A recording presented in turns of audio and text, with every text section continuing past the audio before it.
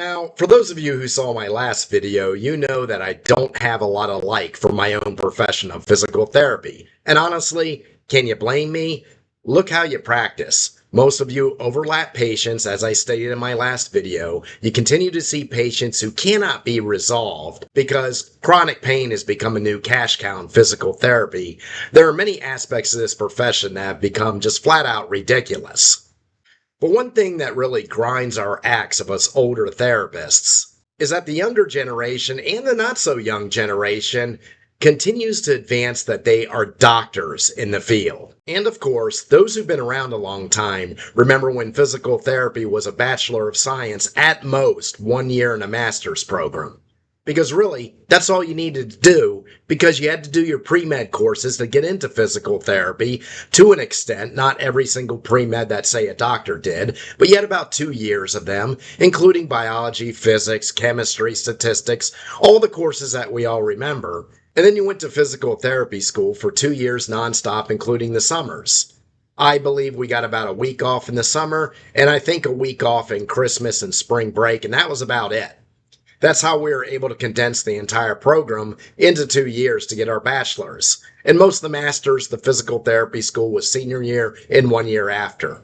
And back then, nobody really had contention with each other, whether you were a bachelor's or whether you were a master's, because we all understood that it was PT school. And that's it. All the curriculums are basically standardized with mild deviations from each other, but basically, PT school is PT school. And I hate to tell you, it still is. Now, this is going to really burn in the derriere of all the therapists who have their DPT, because I'm going to say out loud what is basically common sense. It is not a legitimate doctorate program. Now, I say that technically on paper, yes, it's a doctorate. However, that's on paper only because this entire doctorate is largely a ruse. So why did the physical therapy profession even start the doctorate? Well, I can't remember exactly the year it started. I know it was transitioning over when I was in physical therapy school, which graduated in 1999.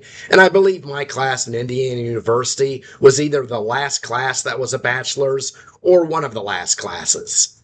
But the idea behind the so-called doctorate was so we could gain direct access, just like the chiropractors. But the difference is the chiropractor is actually an established medical doctor of a different genre. We are not. But the APTA was basically hoping to pull one over on the insurance companies and say, look, we're doctors too. We should get direct access. That way we could set ourselves up just like the chiropractors and patients could just walk in off the street.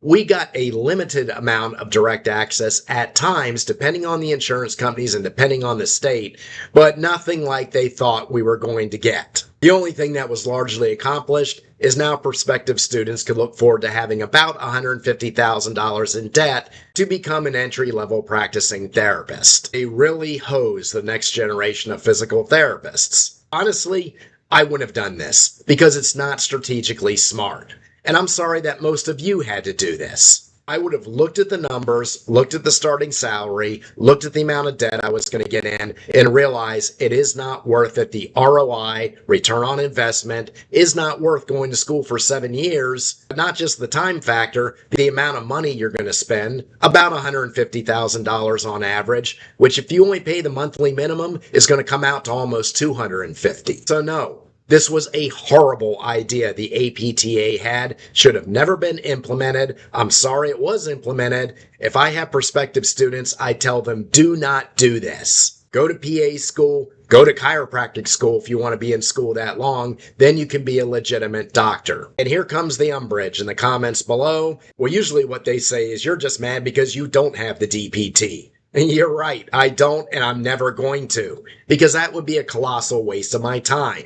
Getting a transitional DPT would also be a colossal waste of my time. I'm not going to spend $10,000 to $15,000 to check that block for the APTA when I've got hundreds of hours of continuing education and 25 years of experience implementing the things I learned in continuing education. I am not getting your, quote, higher level degree to please the APTA. I was never a proponent of their Vision 2020. And I don't want you to have direct access anyway because you've made a mockery of the profession with the limited access you have. But let's get to the nuts and bolts of it. Why am I saying that this isn't legitimate? Well, first of all, you are not a specialty doctor.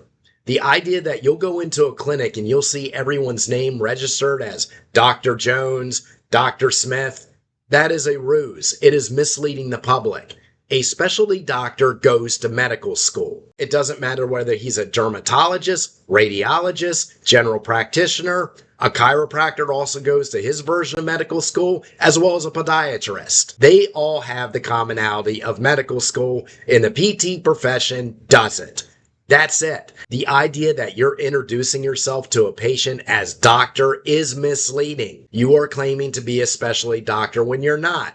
I've even seen it written in some of our supportive magazines. One lady wrote in her article that when she sees an orthopedic doctor, she gives him a nod acknowledging that he's an MD in his field and that she's a doctor in her field. No, she's not a doctor. The MD went to 4 years of school, 3 years of medical school, 1 year of internship, followed by a 3-year residency, 5 years if he's a surgeon. The two are not even remotely in the same universe. So stop saying that. And you're not only increasing contention with older therapists like myself, you're also causing contention with actual doctors. Every time you announce yourself as doctor, they are looking at you like you're ridiculous. Not to mention, it's incredibly insulting to them. But let's talk about the doctorate academically. Yes, on paper, it's after an undergraduate degree, and that's as far as the legitimacy of the doctorate goes. And I have some clear hard facts to prove why. First of all, you're not an advanced degree. You're entry level. See, the difference between you and a real doctorate is, say you get a doctorate in psychology, the second you graduate and have defended your thesis and you're all done, you can immediately teach college. You can't do that as a PT. I believe they tried it in the beginning and it was a complete disaster, so they stopped doing it. Guess what degrees most professors hold in the physical therapy schools today? Most of them are PhDs. Because that's the level required to become an actual professor. You don't go to PT school and then advanced PT school. You're not taking advanced PT courses on top of your undergraduate work. And yes, I've looked at the curriculums. It's PT school. But what did they have to do to turn it from 2 years to 3 years to satisfy the universities? They largely increased the internship time, which was completely unnecessary. And they added a few fluff courses like professionalism in PT or effective communication in PT. Just filler courses to extend it to that 3 years. And that's one reason why your doctorate isn't legitimate. But there's other reasons.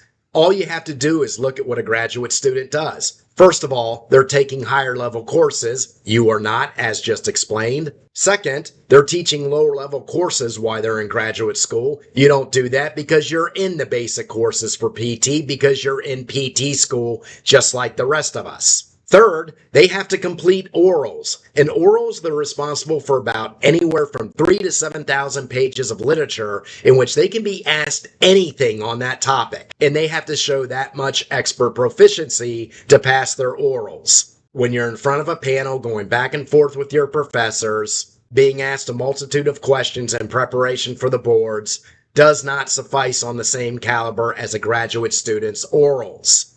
It's not even in the same universe. But what else don't you do that a real graduate student does? Well, your thesis isn't nearly in the caliber of a real graduate student. Oh, what do you mean we do a thesis? Yes, I know, we all did an end-of-term research paper. I know many of you will find this hard to believe, but we actually had a semester of research methods. Because many of you think the bachelor graduates don't understand what clinical evidence reasoning is. And we did a watered-down version of a research paper at end of term. That was our final project. Your thesis is not nearly what a graduate student's thesis is. Matter of fact, I have a friend who just completed his postgraduate work in real graduate school.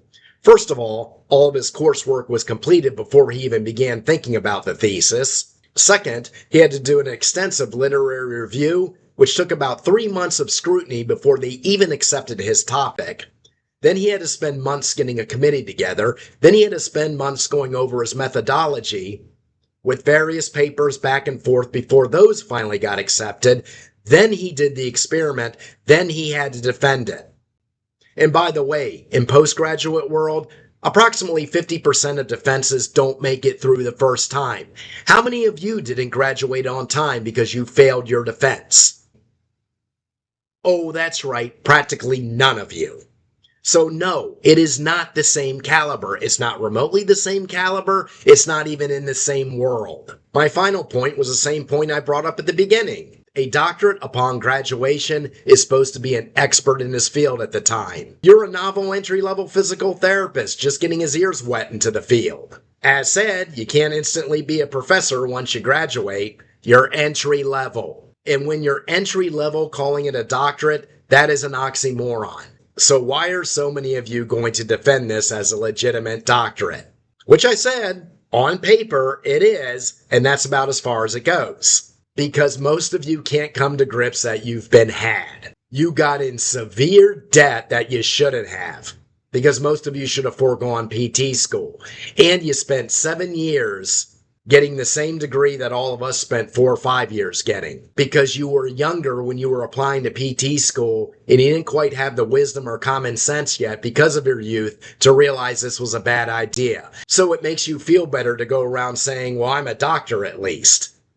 Well, you can keep believing that. Although I'm retired and mostly living in foreign countries, occasionally I get pulled back to do some independent contracting, usually in Alaska now. But let's say it's a completely new facility and they get a choice between 2 candidates.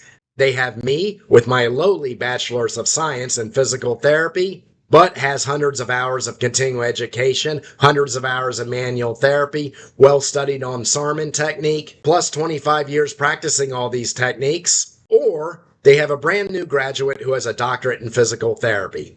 Who do you think they're going to pick for the contract? Well, let me let you in on a little clue. It's always me. I'm sorry they did this to you. I really am. It was a stupid idea, and they need to go back and realize it was a stupid idea and revert back to a bachelor's, at most 1-year master's degree. Graduate school is supposed to be just that, an advanced specialization. That's what they do in most other countries. The APTA just needs to admit they were wrong and stop knifing in the back all these students who are going to end up with a total of about $250,000 debt by the time they pay off the interest. And for all of you who are going to vehemently disagree in the comments, what rebuttal do you have? I just laid the facts before you, concrete facts of what a graduate student does and what you do. And what you did to get your doctorate wasn't one single thing that a graduate student actually does.